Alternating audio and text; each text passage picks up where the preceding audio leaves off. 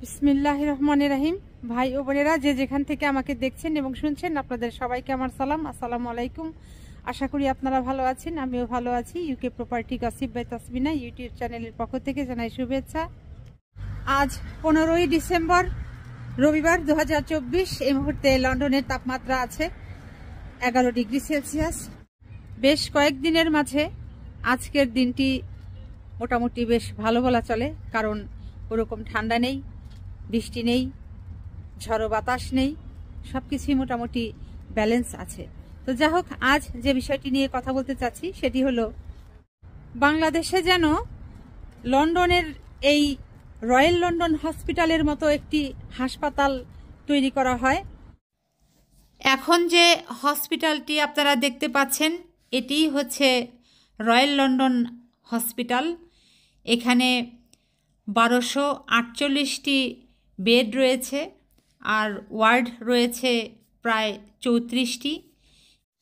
যুক্তরাজ্যের ভিতরে যতগুলো বড় বড় হসপিটাল রয়েছে, এর মাঝে এই রয়্যাল লন্ডন হসপিটাল একটি অন্যতম বড় হসপিটাল। এই হাসপাতালটি তৈরি করতে ব্রিটিশ সরকারের খরচ হয়েছে 650 মিলিয়ন পাউন্ড। তবে বাংলাদেশে এরকম একটি হাসপাতাল তৈরি করতে খরচ হবে এই অর্থের 4 ভাগের 1 ভাগ। সেক্ষেত্রে ধরেই নিলাম যে 150 মিলিয়ন পাউন্ড খরচ হতে পারে, যেটি বাংলাদেশি টাকায় আসবে হয়তো 22,000 কোটি টাকা থেকে 25,000 কোটি টাকা পর্যন্ত। এবার আপনারা মনে করতে পারেন যে যুক্তরাজ্যে যদি হসপিটাল তৈরি করতে গিয়ে যে খরচ লেগেছে, সেই অর্থের কেন 4 ভাগের 1 ভাগ খরচ বাংলাদেশে লাগবে। এটি কারণ হলো যে যুক্তরাজ্যে জায়গার দাম বেশি, শ্রমিকের মজুরি বেশি, জিনিসপত্রের দাম বেশি। যেমন আমি অল্প করে একটু উদাহরণ দিচ্ছি। লন্ডনে একটি ইটের দাম হচ্ছে 10 পাউন্ড থেকে সর্বনিম্ন দাম হচ্ছে 3 পাউন্ড। আমি সর্বনিম্ন 3 পাউন্ডের দাম ধরেই হিসাবটা করছি, অর্থাৎ বাংলাদেশি টাকায় 480 টাকা। আর সেখানে বাংলাদেশে একটি ইটের মূল্য হচ্ছে, আমি ধরে নিলাম 80 টাকা। এরপর আসেন শ্রমিক খরচ। লন্ডনে প্রতি ঘন্টায় কাজের জন্য একজন নির্মাণ শ্রমিককে ন্যূনতম মজুরি দিতে হয় 25 পাউন্ড, যেটি বাংলাদেশি টাকায় প্রায় 4000 টাকা। তার মানে দিনে লন্ডনে একজন শ্রমিক 8 ঘন্টা কাজ করলে বাংলাদেশি টাকায় তাকে দিতে হয় 32,000 টাকা। কিন্তু বাংলাদেশে একজন নির্মাণ শ্রমিককে সারাদিন কাজ করলে কি এই 32,000 টাকা দিতে হয়? না, সর্বোচ্চ হয়তো সেই নির্মাণ শ্রমিককে মজুরি দিলে আপনি দিবেন 1000 টাকা, কিংবা সর্বোচ্চ দিলে দিবেন 2000 টাকা।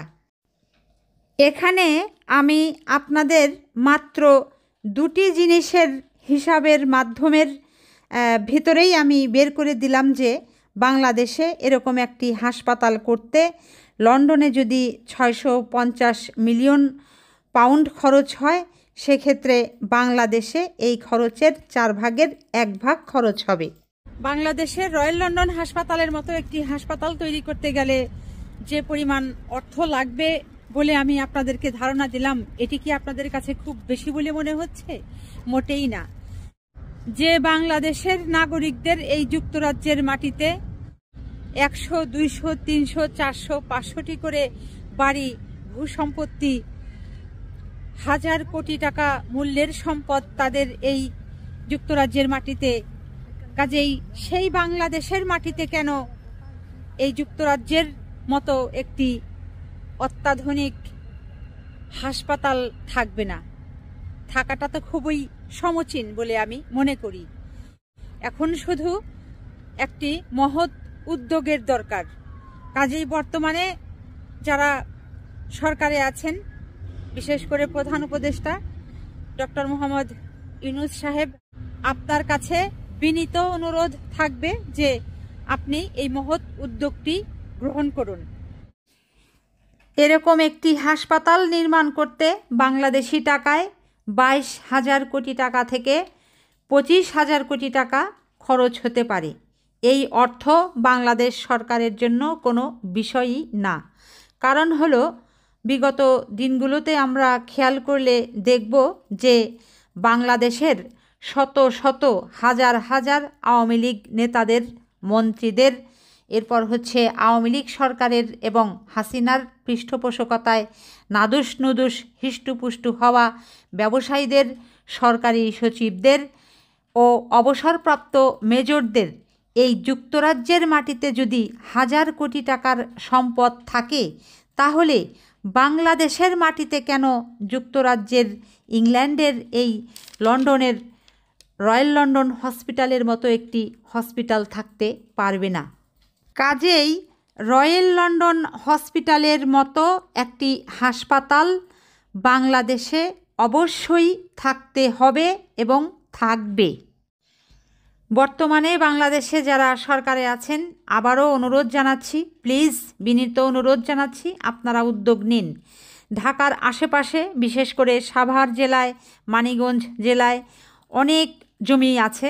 মাত্র 10 একর জায়গা আপনারা অধিগ্রহণ করে নিন। এরপর পুরো জায়গায় বাউন্ডারি ওয়াল দিয়ে ফেলুন, মাটি ভরাট করুন, পাইলিংয়ের কাজ শুরু করে দিন। এটি কঠিন কিছু কাজ নয়, শুধু আপনাদের মহৎ ইচ্ছাটা প্রয়োজন। আপনারা যদি 2025 সালে এই আধুনিক আন্তর্জাতিক মানসম্পন্ন হাসপাতাল তৈরির প্রকল্প হাতে নিয়ে কাজ শুরু করেন এবং এই প্রকল্পে যদি অধিক পরিমাণে শ্রমিক নিয়োগ করেন, তাহলে আশা করা যায় যে আগামী 2027 সালের মধ্যেই বাংলাদেশে রয়্যাল লন্ডন হসপিটালের মতো একটি হসপিটাল বাংলাদেশে গড়ে উঠবে ইনশাল্লাহ। রয়্যাল লন্ডন হাসপাতালের প্রাঙ্গণ থেকে এখন বিদায় নিব। সবাই ভালো থাকবেন, সুস্থ থাকবেন এবং আমার জন্য দোয়া করবেন। আমার এই চ্যানেলটিতে লাইক, কমেন্ট, শেয়ার এবং সাবস্ক্রাইব করবেন। আসসালামু আলাইকুম, আল্লাহ হাফেজ।